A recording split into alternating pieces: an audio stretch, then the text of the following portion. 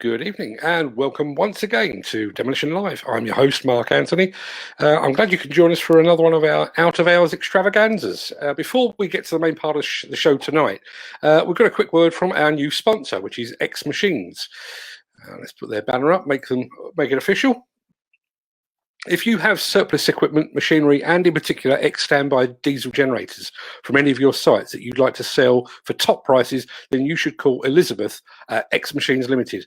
Lizzie is buying all types of heavy machinery, especially anything with a diesel engine bolted to it. She exports generators and machines from the UK to a list of customers in Africa, Asia, and the Middle East. And she's currently looking very, very hard for new suppliers. So give her a call on WhatsApp on 074 739 66644 or email her details of what you have for sale.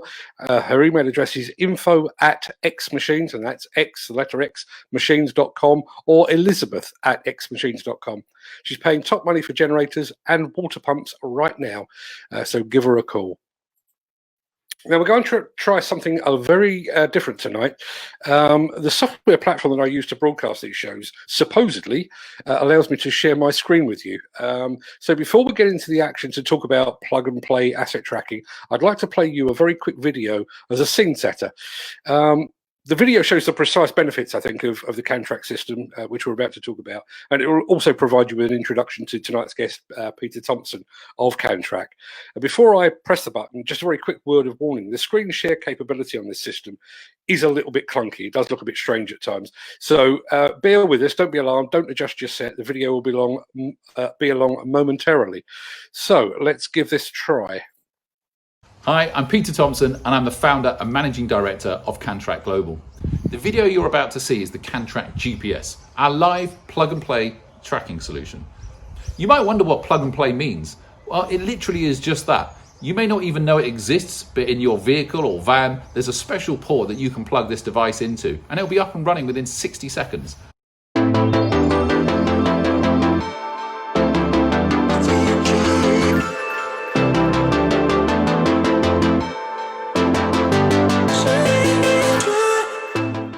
I'm going to make a strong statement. If you're operating a fleet in the 2020s without a fleet tracking system, you not only lack visibility of your vehicles and staff, but you're losing money on your two largest costs, people and vehicles. It's that simple, and there's no excuse with a CanTrack GPS investing just a few pounds a week on direct debit with no hardware or installation cost. You'll be up and running the same day of delivery thanks to our OBD plug and play solution. You can completely hide it as shown here, or just plug it in and use the 3M adhesive pad provided. Driver behaviour allows you to reward better driving, focusing on speed, idling, cornering, acceleration and harsh braking. These aren't just safety features but have a significant effect on your fleet running cost, from fuel to tyres and maintenance. Did you know that a van travelling at 85 miles an hour uses up to 40% more fuel than one driving at 70 miles an hour? Our historical reports allow you to view where the vehicle was at any point in the last 3 years. You can even check whether the route taken was efficient. And our real-time reporting shows you live traffic, the nearest driver to a job or postcode, and how long it will take for them to arrive. Use tags to group vehicles into clients, projects, capabilities or geography, whatever makes sense to your business. And the CanTrack GPS isn't just for vehicles. We have a wired version for plant machinery, capable of detecting engine load hours versus just engine on, and multiple inputs for items such as whether safety features are engaged. Our unique AMC platform is designed specifically for plant and vehicle rental companies that provide tracking as a service to their clients. You can allow access to tracking whilst on hire manually or through our API integration and monitor contract performance. Invest in the CanTrack GPS and regain control of your business.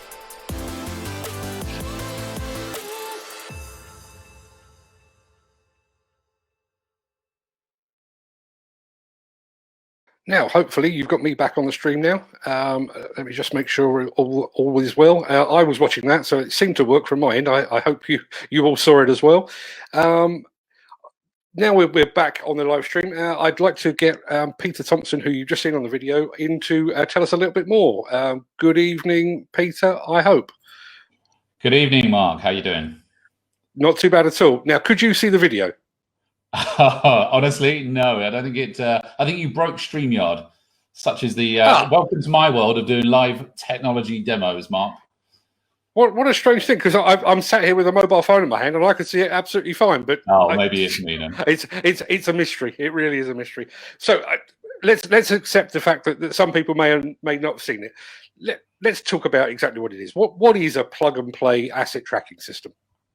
Okay, so this is it's a GPS telematics system, and it's we've developed a special way for all vans and cars. You can just literally plug it into a special port that every vehicle's got. It's called an OBD port. Doesn't really matter where it is, but trust me, if you've got a car or van that's newer than 2004, you've got one. And the whole idea is you just take it out of the box, plug it in, and you're up and running in 30 seconds or so. But for plant machinery and heavy goods vehicles, we do need to wire it in. So probably a bit more to what people are used to. Okay, and what does it actually do? I mean, take us let's assume that people didn't see the video, Sure. and let's take us through exactly what it does, what you can actually track with that system. Okay, so it's essentially a data collection tool, and I think the way to think of it is we provide information that helps businesses in three main ways. So you can say it's operational. So this is, where are my machines? Where are my vans? What are they doing now? How are they operating? And then also sort of you think about maybe tactical use. It's like, have I got the right machines or the right vehicles in the right places in the country, on the right sites? Have we got enough of them, or have we got too many? And then you can look at sort of strategic uses, about long-term views about the data that you're collecting from vehicles to make decisions on, okay, when I did that project where I was building that infrastructure, taking it down, I need this many machines. And at any one time, this many were working. We had machines that were stood down. So we can kind of make more intelligent decisions in terms of the long term about what we need to perform, our business's operations. So this is providing information to make business decisions on in real time, more tactically, and in long-term business planning. So how is that data monitored? Does that go back to you at CanTrack, or does that go to the end user, or is it a combination thereof? Yeah, so everything's captured and processed in real time. That's the important thing. So I mean, this really is live views from sites, roads, etc. We're even on the new platform bringing in road street view mapping, so you can quite literally watch a vehicle kind of driving down the road. So it's really real time. We have multiple ways of displaying that information. The most important one that people will use day to day is our front end portal. So the kind of the application on the system where they view it. We've got a completely new platform actually coming out in a couple of weeks now, where we've used some NASA technology. We have the user interface designed by a guy that does work for Apple and Microsoft. So we're really excited. That's launching in a couple of weeks. We have a very important, what's called an API. And this is how one computer system can talk to another. And there's an industry that's in the construction industry called AEMP, a standard, AEMP. And our data is AEMP standardized. So if you've got a system that takes this data in, you can take it straight from our API feed. So that's really important for people that are looking to collect all the data and apply their own way of reporting on it and viewing on it. And then the last way, which is not so much the data, but it's the control, is integrating in with hire software. So we've got a lot of plant hire and vehicle rental companies that work for us. And one of the biggest challenges for them is, if they're not careful, their operation can start looking a lot like ours. So they need to know what customer should view what data, and especially when you've got on hire and off hire, like plant hire and vehicle rentals, that can become like quite a big team of people just dealing with who's seeing what. So we've actually created a control API that plugs in with the hire software. And this is really important, because when you on your hire software assigned a machine to a job or to a customer, it automatically points the data to that customer as well. So if they're looking to pull the data in, you're only giving them what they're allowed to see. And when it's off hired or the job's taken away, the data is taken away, all automatic. And that is a really big step. I don't think anyone else does that in our industry, to my knowledge anyway. One of the interesting things, I mean, we have traced some of this telematic type software on shows previously, and we've been looking more at the machine end of things, where you could potentially end up with operators having 5 or 6 different screens displaying different facets of the machine's operation. I guess that also echoes through to a plant hire company. You know, if they've got multiple assets and multiple telematics system, how does your system cope with all of that, or is it literally a one size fits all? Yeah, I think one of the things that we've been quite successful in being able to do for our customers is, one of their issues is having multiple telematics providers. So they've got to not only take the data in from multiple providers, but they've got to sort of normalize it, if that makes sense. So the way that one person shows and records data might be slightly different to others. And that's quite a hard task if you're trying to use that data for analysis, is that you're not necessarily comparing apples with apples. So what we are able to do with the CanTrack GPS is, we can take all the data from their vans, the data from their plant machinery, and then we're not talking about it today, but the thing that perhaps we're even better known for is the CanTrack Protect system, which is our asset tracking security software, tracking system and software. But that will also allow things like attachments and peckers and things to be tracked, and to get utilization data from. So not only for theft but usage. So if you take all that together, we're pretty much covering the sort of the world view, if you like, from individual machines up to holistic entire assets, vehicles, plant machinery. So we're able to give them a view of all of their operations. And I think, what you're talking about in terms of in-machine telematics is super important, and we don't change that. What we're really doing is recording all of this data that comes through, and allowing businesses to interpret the data, as I said, in sort of real time, but also in more strategic ways to understand how to best deploy their products, their services to their clients. Now, some of this, I guess some of this technology will be familiar to people, because I know insurance companies have got vehicle monitoring on vans and cars and that kind of thing, to check on speed and heavy braking and that kind of thing. But obviously we're here on Demolition News, so we're interested primarily in plant. How is the system applicable to plant? You know, what sort of thing can you track? Because I know one of your customers has done something with mini excavators specifically because they wanted to monitor that. Can you take me through that?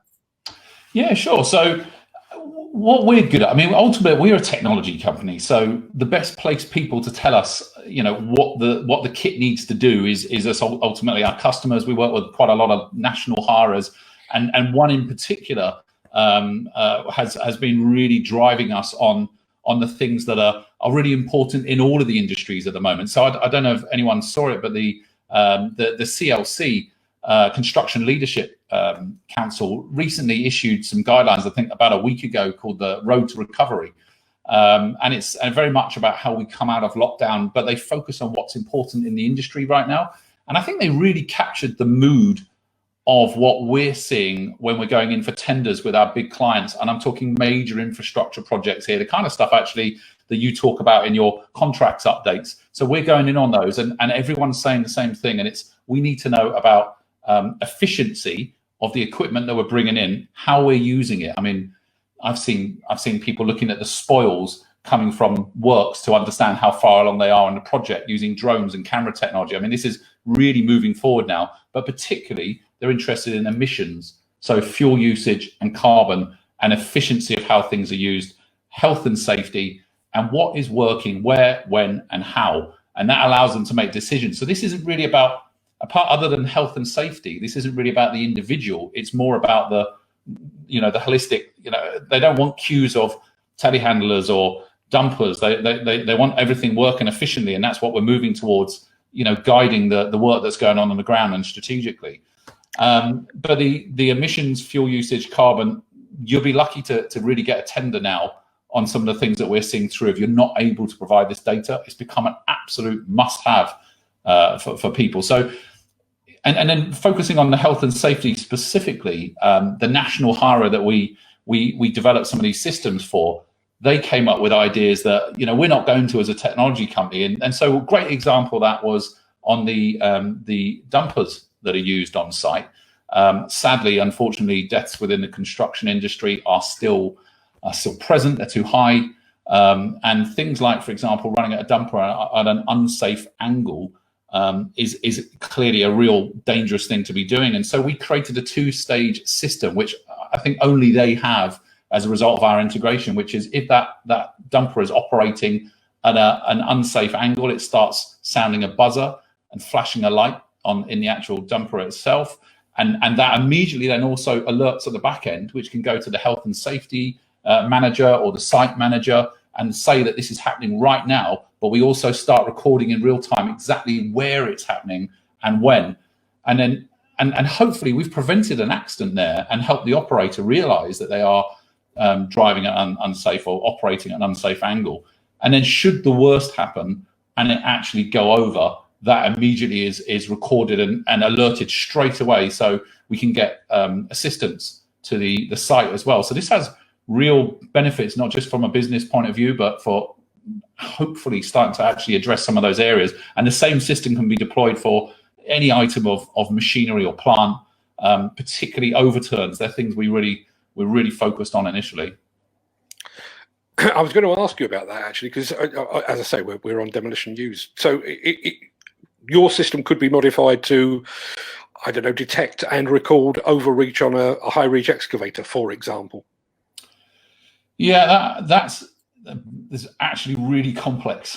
Some of the things that we are looking at are things like pattern detection. So for example, one of the things we've been able to do so far, which is a really important when you're looking at things like emissions and fuel usage, is understanding the difference between ignition on, which is really easy. You know, we can take something like oil pressure or an alternator and take that kind of data and see that it's powered, but that's not the same as being used, and people really need accurate utilization data. So we've used really advanced motion sensing technology, as well as some of the other things around oil pressure, etc., but in a really easy to install way to be able to detect, okay, the machine was on here, but it was in use here. So we're providing very interesting information that people don't normally have access to across all of the machines.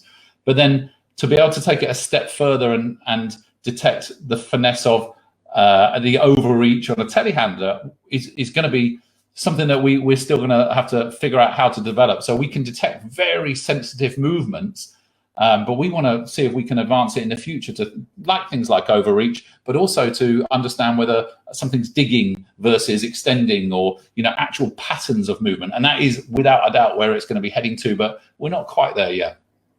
Now, you mentioned the fact that you can see in real time somebody possibly operating, say, a dumper in an unsafe manner. I guess one of the criticisms of these kind of systems is that it is a bit like Big Brother watching. But your video suggests that the data from the plug-and-play system can be used to reward safe operators as much as it can be to penalise those that are overstepping the mark, as it were. Can you explain how you envisage that working? Yeah, you'll probably imagine I've been doing this for 15 years, so I've certainly heard the Big Brother side of things before, and actually probably there was some truth going back in that some years in terms of the reason why people were taking this data.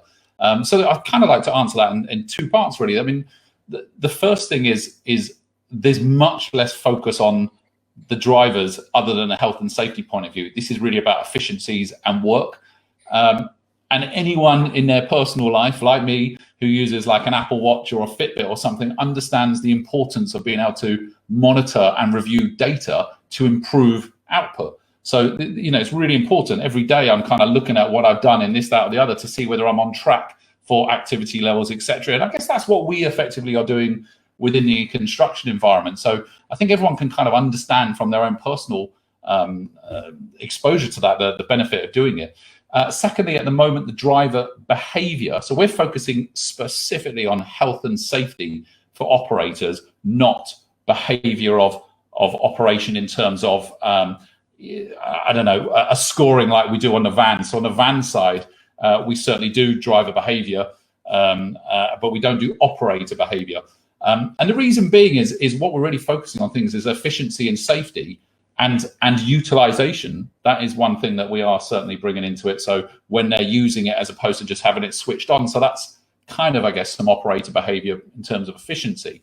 Whereas on vehicles, it's a slightly different piece. When you're driving vans around, it's really important, not only for things like consumable wear like tires and brakes and discs, but also fuel usage, health and safety, all of that goes up if you're driving poorly. And of course, accidents in driving are what we're trying to avoid. And that's what we're trying to do on the plant side with things like overturn. So I guess that all that does really is re-emphasize our focus being health and safety more than penalizing, etc. And what we see on the driver side is that the carrot not stick, especially, there's still in the industry a large amount of drivers are going to be motivated by being rewarded for driving well as opposed for penalized for driving badly. It kind of sits bad on our ego if someone's having a go at how we drive. But if you're top of the leaderboard and you're rewarding it with perks in the job, maybe you give an extra day off here, or within leaderboard training, that's really efficient, and it's proved to work ever so well in the workplace. It's just a slight switch, but it's a positive fix on improving everything, and it increases their safety and satisfaction in the job as well. So what we do on the vehicle side is we take trend information, we look at how that improves over time, and we allow people to then directly map it back to the biggest cost that they're going to see in their business. And that really, and biggest benefits, which is return on the capital employed. So if you own plant machinery, vans, you want to make sure that you're getting a return on that investment. And similarly, if you're hiring it in, that you get the best return on the investment of hiring it. We focus on the person operating the machine and vehicle, health and safety. And then the two biggest costs after that are going to be insurance and the fuel bill. And so all of those things we can directly benefit. But the final point on that is that ultimately what we provide any fleet, be it vehicle, plant, a combination of the two, we offer them a tool. So that the data and interpretation of the data is something that they need to use in their business. Data alone does nothing. So we need to implement it in a way that makes sense for them, use trend analysis. And this is where we also make the raw data available so they can pull it in and kind of use it any way they want in their business to find out exactly what's right for them. So we only provide the tools to do things. It has to be combined with a management team and an on-site team that are willing to bring that data in and get the benefits from it. Otherwise, it's going to be a wasted investment if you're not prepared to do something with it. And we do see that. And that is it's a shame when you get people that haven't been able to bring that data into the business. But that is changing quickly. This industry is very, very quickly catching up with particularly things like the transport and logistics industry that have been doing this for quite some time now. You've mentioned the word fuel quite a few times, and I think that's one that's worth dwelling on, because that is a very major cost in the plant business. There's always been this possibly fallacy that people run everything at high revs, and they want lots of black smoke because that makes them look productive. But I think the bigger problem is the fact that you've got some machines, and you've mentioned site dumpers as one, that can sit there on tick over for 3 hours at a time doing absolutely nothing because nobody wants to go and start it up. You can monitor that and you can report that back. Is that right? Yeah, that was a really significant piece of development work actually that we did, and that's something that's been, if you look at something like JCB LiveLink, for example, which is a great system, they kind of build it, right into the machine when it's bought. So it's very easy for them to monitor things like that. But for us to be able to monitor that on any machinery was quite challenging, which we've now got. And of course, all of the manufacturers publish the data on what their fuel consumption at tick over is. So we can determine the load. So we know when it's under load and we know when it's just ticking over. So, and this was particularly important and challenging because unlike a vehicle, which is if the engine's on and it's being used, it's by definition, it's traveling at speed. Whereas with any machine that's being operated, clearly it can sit in one spot and still be doing something productive. So we can understand what the fuel usage is at tick over versus under load, come up with fuel usage statistics as well as carbon statistics. And I think that's really, really critical. What we saw on the van side, which mostly we've got tens of thousands of these units already on commercial vehicles, mostly light commercials, vans. And what we saw there is people got really obsessed about the miles per gallon. But as a guy in my team, chap Mark Ash, thinks very strategically about these kind of things. And he once said to me, that people are so focused on miles per gallon, but in a van, if you don't know what the temperature is, if you don't know whether it's driving up a hill or down a hill, if you don't know whether there's a load in the back of the van and many, many other factors, how do you know whether that miles per gallon is in any way important.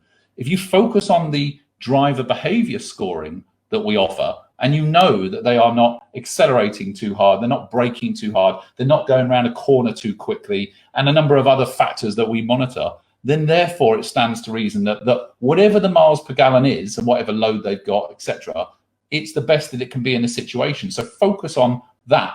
And I think we would take the same approach probably in the plant machinery, as go, fuel is going to be a massive cost, as insurance is, but let's focus on making sure that the machines are being utilized when they're on, that they're being driven safely, and then we know that the fuel bill that we've got is the right bill for what we're doing, as opposed to monitoring what that miles per gallon is.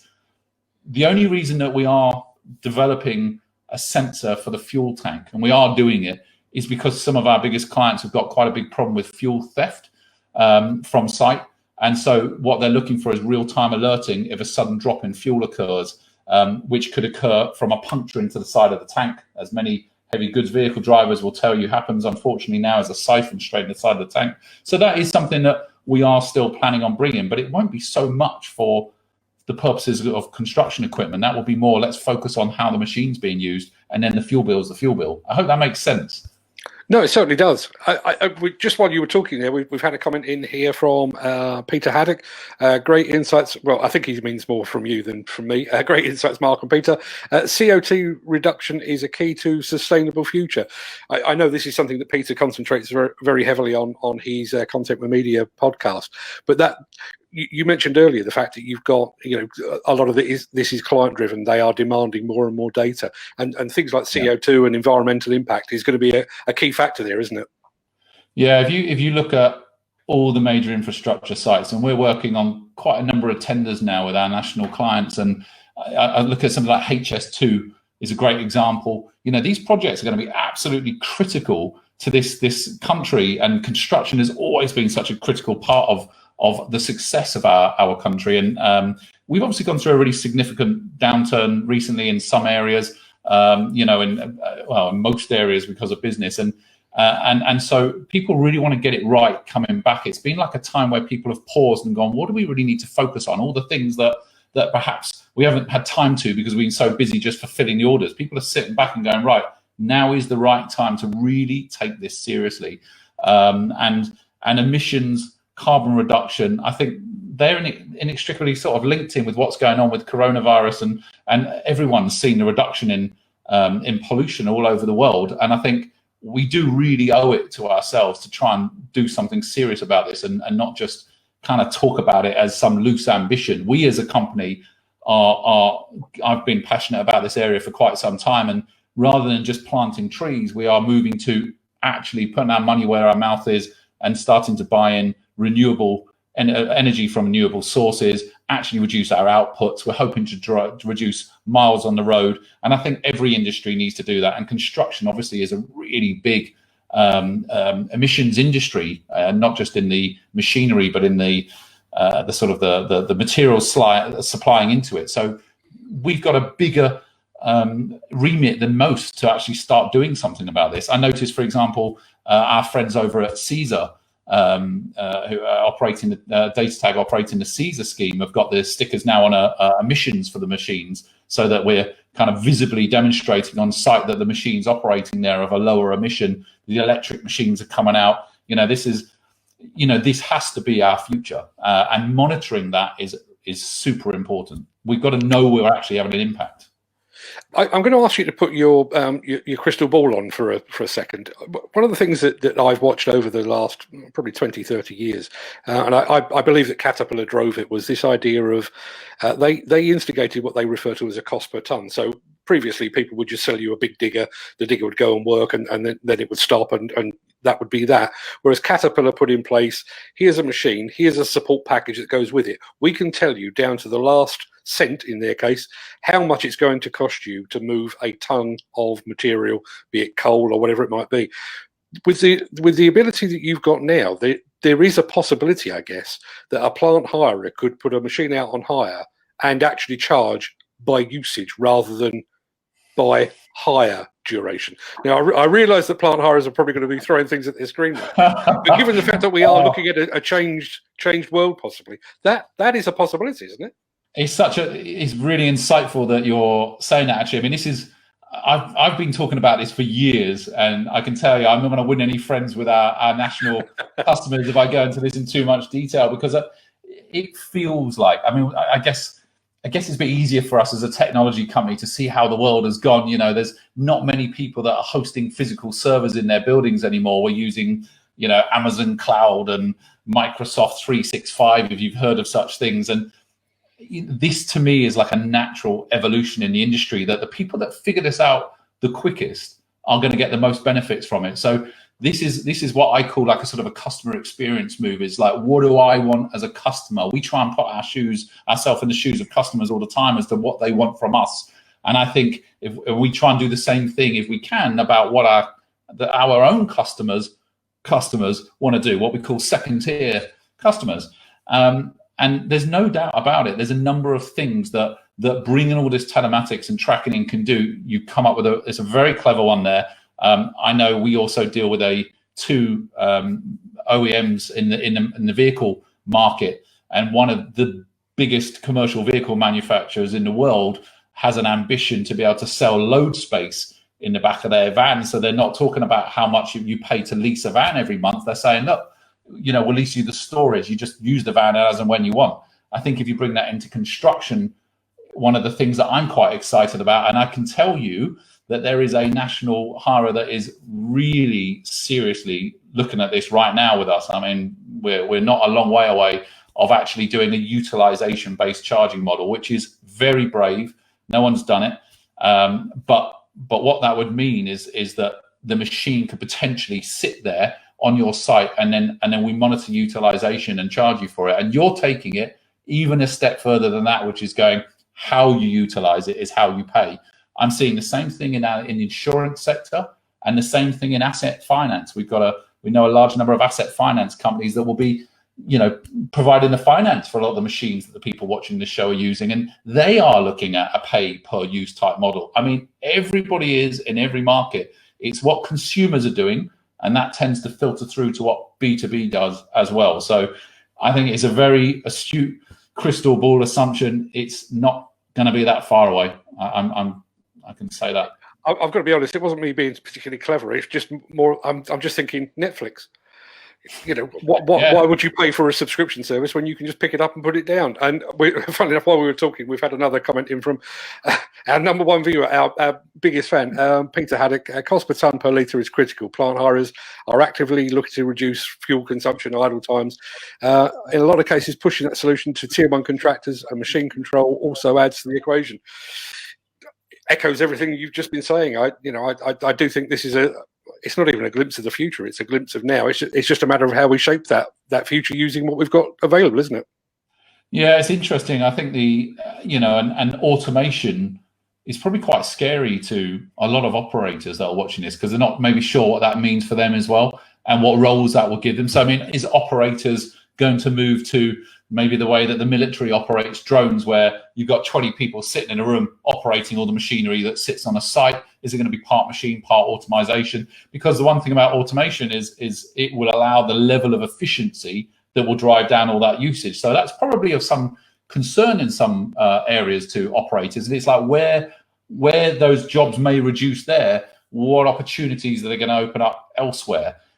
In terms of what those people do on the site. So that's all a bit of an unknown at the moment. And I think the human capability for seeing, touching, feeling, judging is absolutely unbelievable. We don't realize how good it is, and it's very hard to replicate in machines. So I think the best thing for now, we focus on that safe operation. We focus on the efficiency. This is something for operators to embrace and understand, that the reasons behind it is that we effectively are helping people be profitable in the jobs that they do. And, you know, we run businesses, you know, we've got to make money, and people have got to keep bringing those costs of operation down. So, it's going to be an interesting one to see how this stuff comes together. There's huge amounts of data. And that's the one thing that I would say is, you notice I haven't really focused on pins on maps and things like that, because it's not really what our customers are looking at for. If you look at the infrastructure projects, they're looking, what they call them, data lakes and other such things. And what they're really looking for is tools to analyze,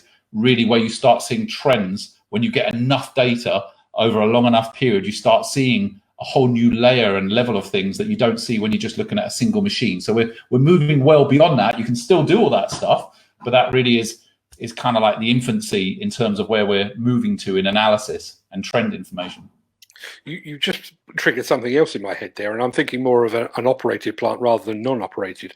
In order to track this and to use that data in the way that you've described, particularly sort of rewarding operators, I guess you've kind of got to push for a one-man, one-machine solution, haven't you?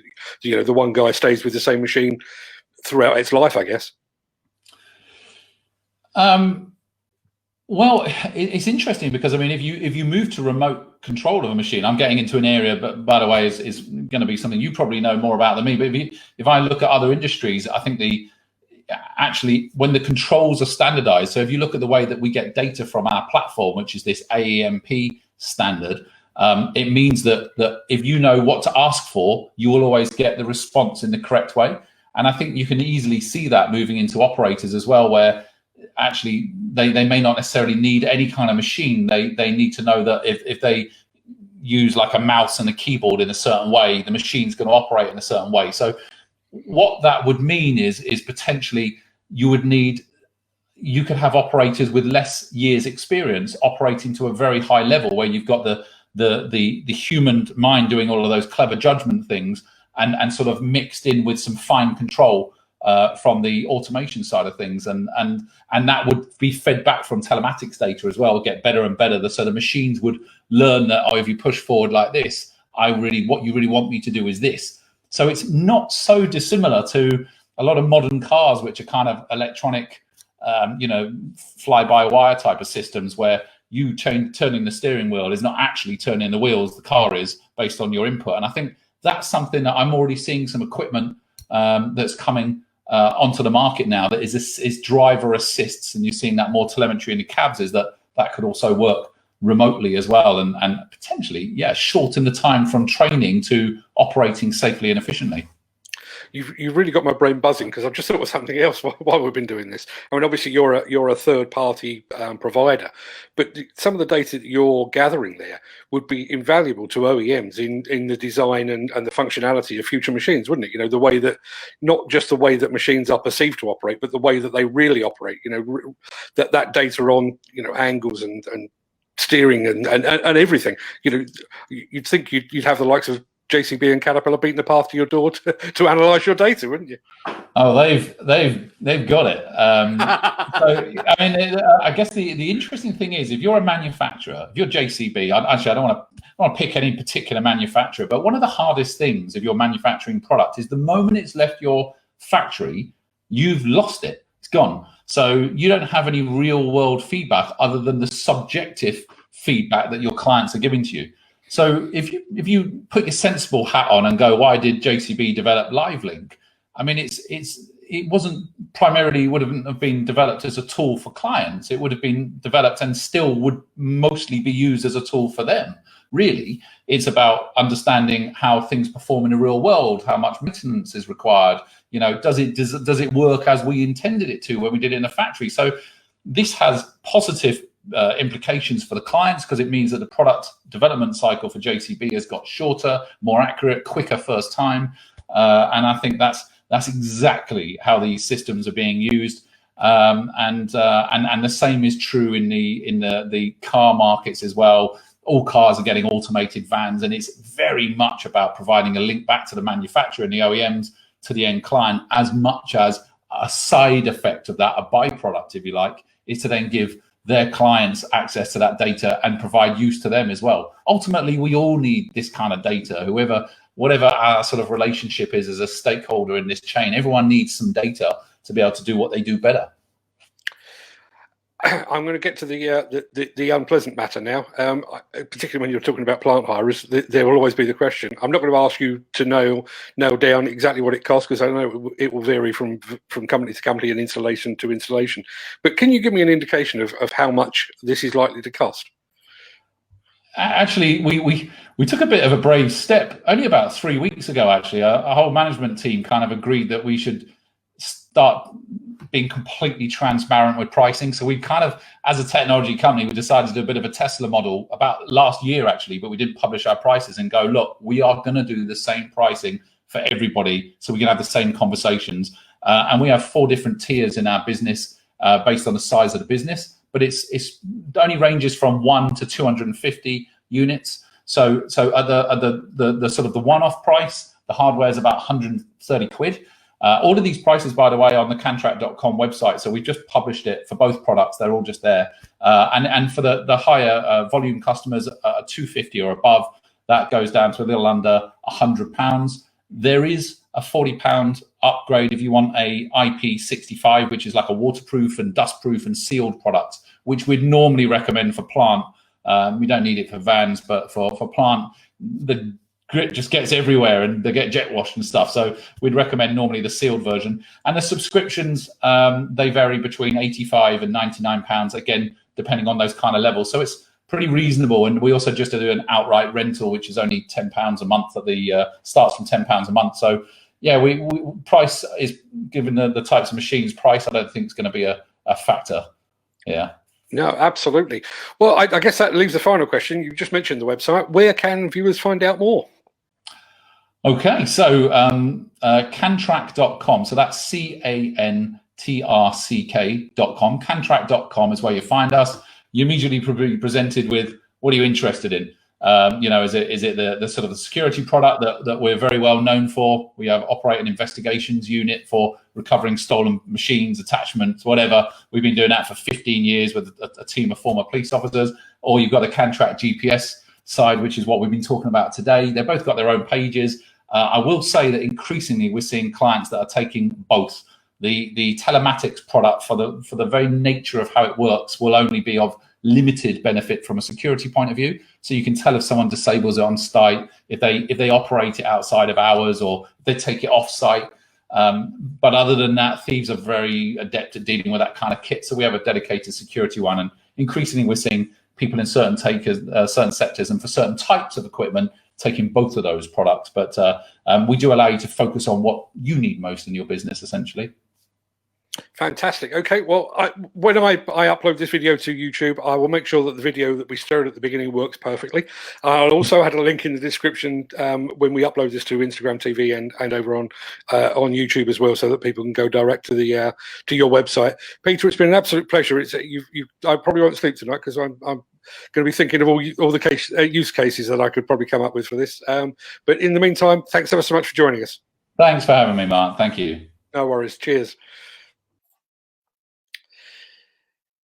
Now, before I sign off for the night, I just wanted to draw your attention to the third part of a hat trick of live events that we're hosting right here. That's taking place tomorrow night, 6 p.m. on Thursday, the 11th of June. We're going to be joined by representatives of the Chinese equipment giant SANY to look at some of the hottest new products that they've got on offer, and also to discuss their plans, their hopes and their aspirations for both the UK and the Irish markets. You can also get a glimpse of a really stunning new video produced here and in conjunction with SANY as well. So you'll want to see that. As always on these shows, we do like to encourage welcome audience participation. So if you are around tomorrow, we'd strongly recommend that you take part, particularly as we're going to have some live giveaways of some SANY merchandise as well. If you've got any questions or queries, or if you just want the chance to get your hands on some exclusive SANY merchandise, you'll want to be here at 6 o'clock tomorrow night. As I say, that is 6 o'clock on Thursday, the 11th of June. Until then, as always, stay safe, stay positive, look after yourself, look after your family, your friends and your colleagues, and I will see you again, same place, same time tomorrow night. Thanks very much indeed.